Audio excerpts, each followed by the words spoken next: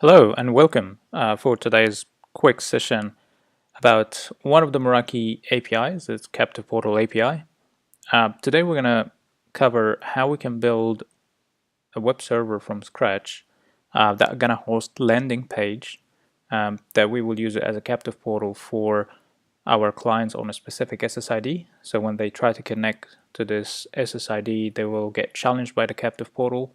And then we would require the users to basically enter their name and email address, and then this captive portal will store this data locally and then grant access to the users to um, basically surf the internet. So the setup is pretty simple. As you can see from the diagram here, we do have like two locations, one location where the access point and the client will be, and another location where we're going to have the web server, and we will make sure this web server will be accessed via the internet. And this server is sitting behind one of the MXs that we have in our lab. So this is just a quick overview of the topology diagram. Most of our time today we will spend on the server as well as coding the landing page, and the integration part is pretty simple. So let's get this starting. So at the moment I do have fresh instance of Windows Server 2012. We will build it from scratch. I haven't touched it. I only installed Notepad++. This is the only thing I did, but everything else is kind of basics or defaults. So what I need to do, I need to add a role to turn this machine or server to be a web server. I'm going to use the bare minimum. I'm not going to install any additional features that we probably won't need. I'm just going to do the basics, and of course you can take this and build on top of it. So I'm going to install the framework 3.5 and hit next. Here, if you need any additional role services, you can apply it from here. As I said, I'm just going to use the bare minimum. I hit install. That might take a couple of minutes, so I'm probably going to pause the video and come back when it's finished. So after we have done the installation successfully, we'll close the window. And now here under Tools, I should see Internet Information Service, IIS Manager. So when I click on it, now we should have this server ready to act as web server. And I just need to install a couple of more things because in our code today we're going to use PHP. So I want to make sure that we install PHP Manager on this virtual machine or server. For doing that, I will need to get the new web platform components. As I mentioned, this is a brand new image, so the settings are not there yet. So I'm just gonna trust this location or website, and then that should direct me to file to download and being able to install. I need to make sure also that I do have download enabled on this machine, just in case. Normally disabled by default, so it's enabled here. Great.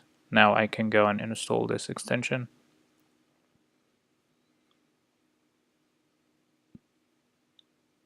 That shouldn't take long, normally takes a minute, so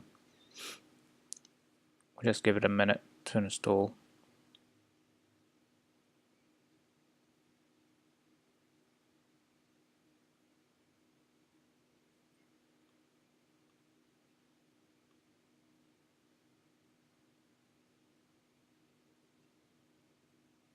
So we're done with this installation. If I actually go here, close this and reopen it, hopefully I can see the web platform installer. So as you can see now, we do have this got added. Now I will open it. I will install the PHP for this web server, so I can actually script certain actions from my captive portal. So you can use actually different scripting applications, but I'm actually going to use PHP in this demo. So the version that I'm looking for is 7.2.7. I'm using x64, so that's basically the version that I'm going to install. So I hit install. That might take a couple of minutes to get it installed, so I might actually pause this again to make sure that I don't waste your time. So we've done with the installation. I can see one problem here. PHP Manager for iOS is not. It's actually failed to install. So I will go and do the installation manually. So hit here, finish, close this, and then I'll just open an Explorer and go and search actually for the PHP Manager manually. So if I go to google.com,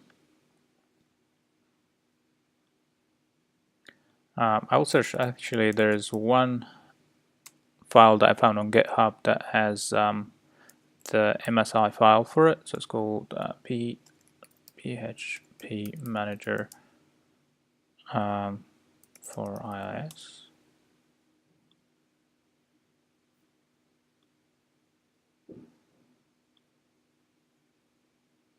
So that's the one that I need. So there are actually multiple versions. I'm going to use iOS 10. Go and download that file and run it. Installation shouldn't take 20 seconds.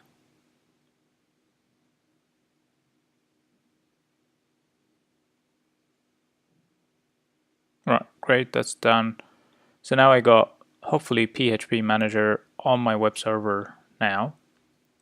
So let's verify that quickly. If I go to Tools, IIS, here I should be able to see PHP Manager, which is there. So that's great. So now my server is ready to accept my splash page. So what we need to do now is to start to actually work on the code of splash page. For doing this, we need first to create a folder inside the C, and then we go to inet pub and then www root, and then here I need to create a new folder which has my website. So you can see that I need to be an admin to do that. So it just something that we need to do quick here is to check the security of your user. I'm gonna give my user full admin because later on we will need to have that user to basically create a file on that directory, store the information of the users that are gonna enter. So I'm just gonna give full admin to users here. Now I can create folder. I'll name this folder captive portal maybe. And here I will store all my HTML file as well as my scripting files. So at this stage we can start now opening up our Notepad++ to configure the HTML code. So I will save this as, I will name it main.html. I need this to be HTML file. So make sure we select the right extension. That will be hosted or basically saved inside my captive portal folder that I've just created. I just hit save. So now quickly I'm just gonna run a really simple code to have a form, and this form will accept two things, name and email. So let's quickly script it. So I will just go with a form, and inside this form I will basically have two things, two fields. The first field will be name, so I just need to make sure I have input, or actually I put name first here, so name, and I have input. The type will be name,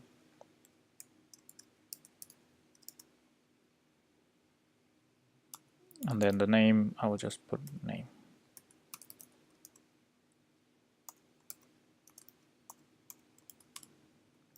And then the second field would be email. So I'll just basically say email here. Again, input type will equal email. And the name will be email as well.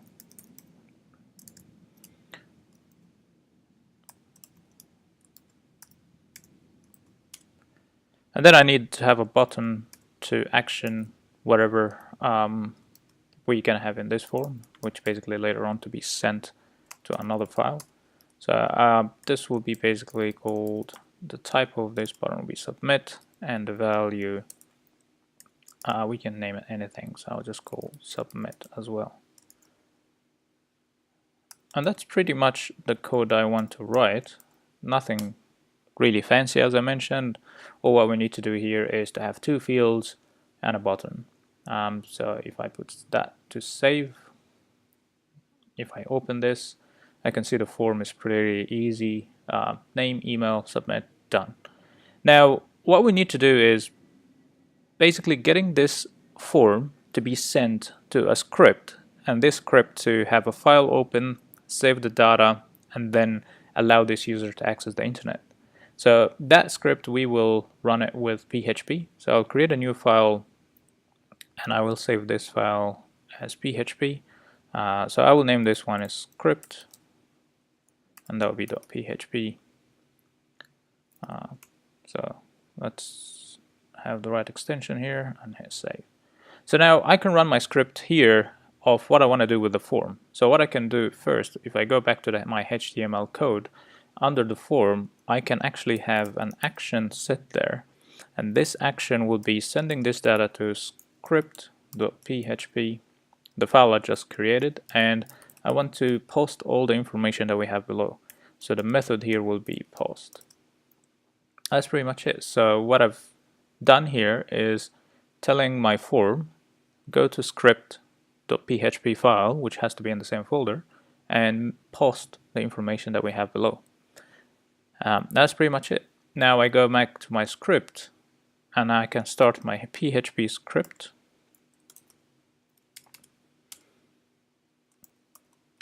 And inside this script, what I will do, I'll just define a couple of objects here. So I'll start with email, which will supposed to be available from the post that we're gonna have from our HTML. That will be name email.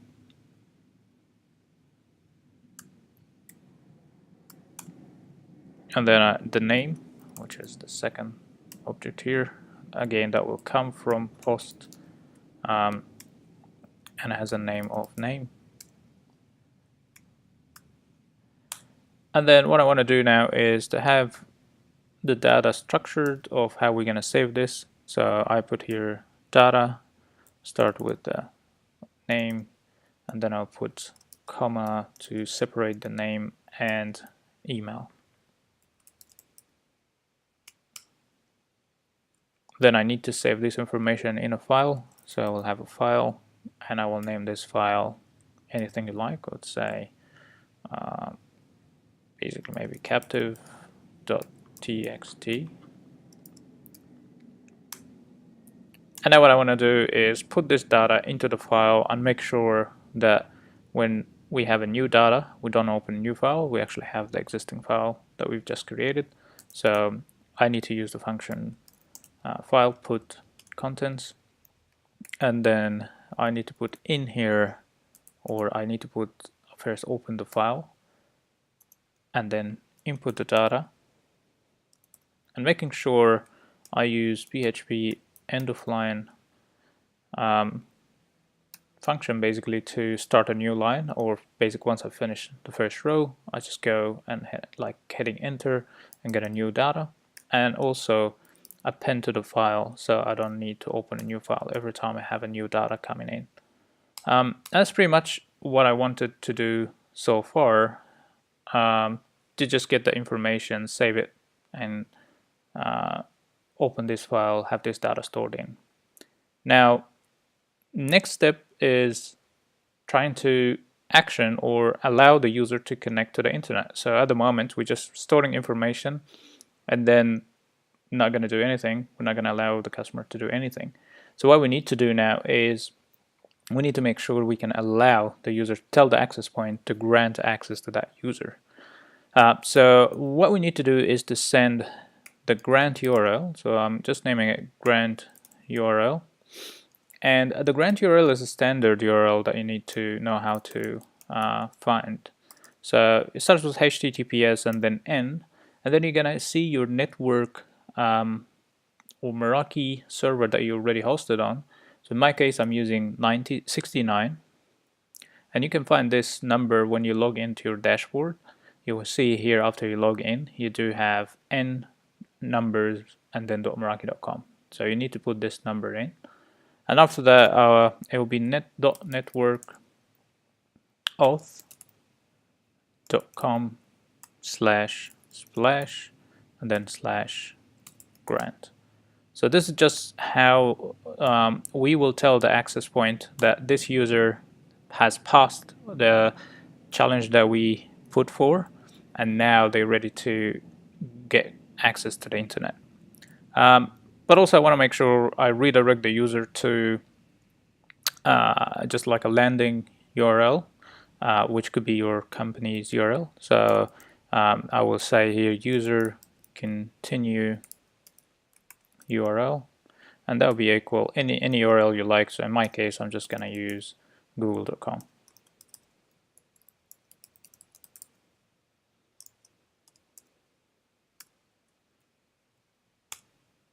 So that's great. So we got this base grant URL and the user continue URL. Now we just need to put them together and print it out to the user. So I will just name this grant URL, which will contain, starting with the base grant URL that we just created.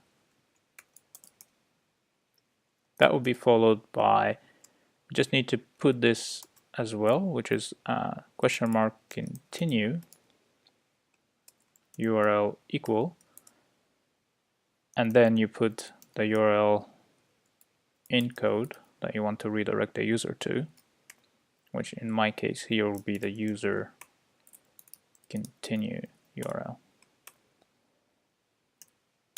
So that's all cool. So this is basically, I'm sorry, this is URL. So this is just basically putting the URL together, which will have the base URL that we just put in here. This is just to tell the access points that this user is ready to go. And then that'll be followed by question mark continue underscore URL equal, and then you put the URL that you want the user to get redirected to. Now I just want to present this to the user or action it, which I will use the header function for. And basically I'll just say the location will be grant URL that I just created. So this is pretty much it. So now just quickly review. I've just done a HTML landing page, very simple. Again, you can go nuts with how you want to configure your HTML page. And then this page just contains just a form. I get this form, put it to my script, and the script here will take the information that the user is putting in, save it into a file, and then we'll give the grant URL access and redirect the user to google.com. So if I've done everything right, I should be able to build my web server now. So just make sure that these two configured or saved properly here, which is great. Now all what I need to do is build my web server. So I'll just go here to the sites. I will add a new site or website. I'll name it captive portal, any name you like. The path, we have to point where we saved our files. So that's under captive portal. I'm going to use my IP on that server, and I'm going to use different port, which is 84. Host name, if you want to put it as part of your domain. In my case, I'm not going to do the domain piece. One thing that I need to do is to make sure the default information or default document, I put my HTML code as my main code. So I'm just pointing out to the file main.html to be used as a priority. So now if everything works properly, I should be able to open up captive portal. So as you can see here, this is going to the server and port 84. If I will just write any email address, hit submit, yes, awesome. So you can see now that it's trying to redirect me to the grant, and then the continue URL is google.com. Now I should be able to see here I do have a file, new file named captive. In this file I can see the record of my name and email, which is test@yahoo.com. So that all works well. All what I need to do now is to try to configure my captive portal to be accessible from the internet. And there's two steps, quick steps that we need to do here. Step number one, I need of course to open up incoming traffic, so I need to go to my firewall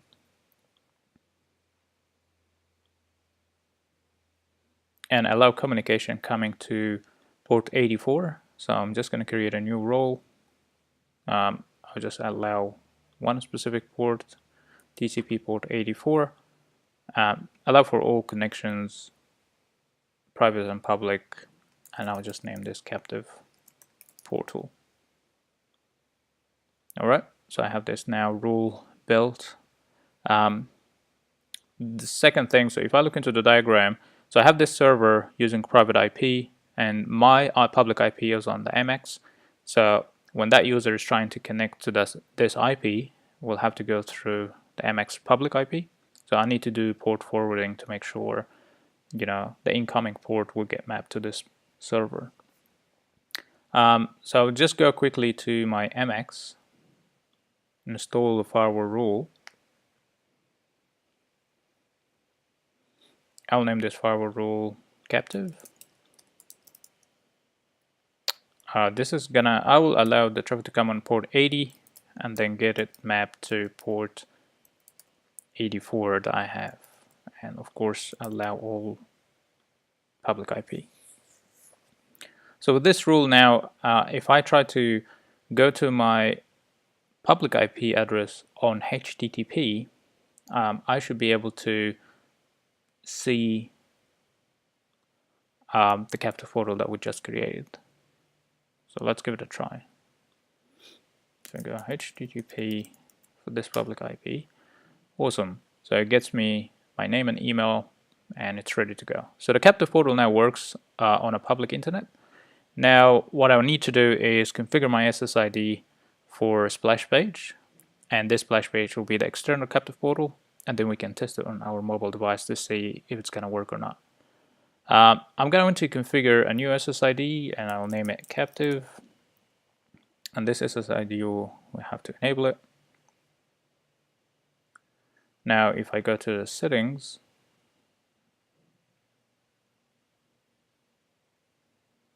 we will need to change authentication method.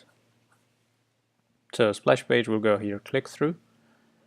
One important thing to note, the walled garden is whitelisting specific public IPs before accessing the network. So basically when I try to log in for the first time, if I'm using a local captive portal, that's fine. It's already allowed by default. But if I use external captive portal, to allow the communication, which is the initial communication between the end user and the captive portal, we need to whitelist the IP here.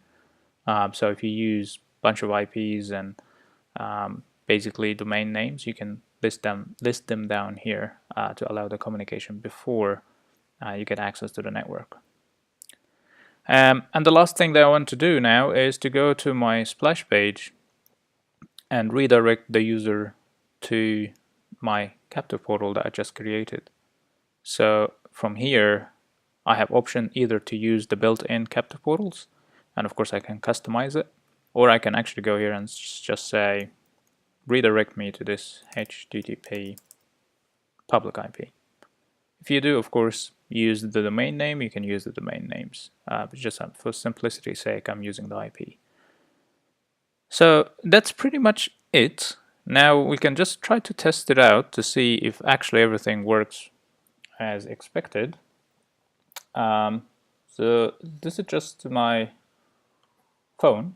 If I actually go here quickly to the SSID that we just created, which named captive, now we should get splash page.